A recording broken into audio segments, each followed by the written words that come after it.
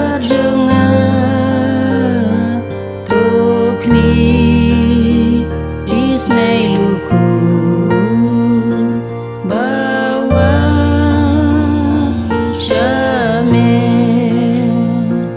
tuan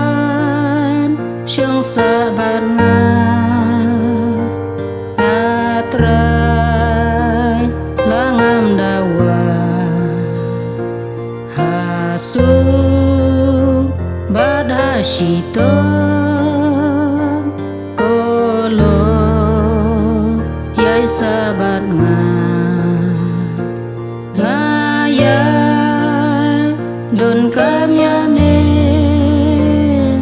kotrai ken rajenga tukmi isnei luku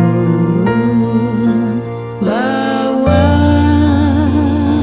syame.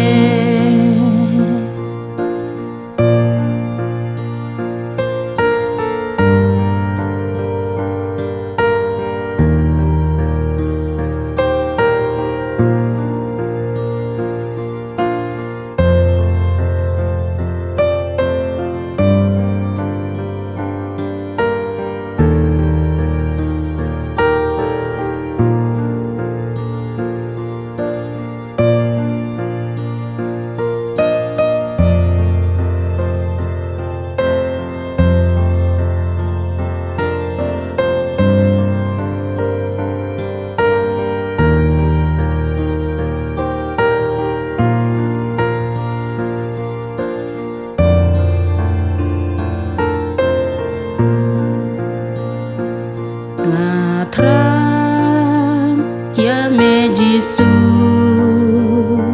kolo mensim jangan tuan kerku laka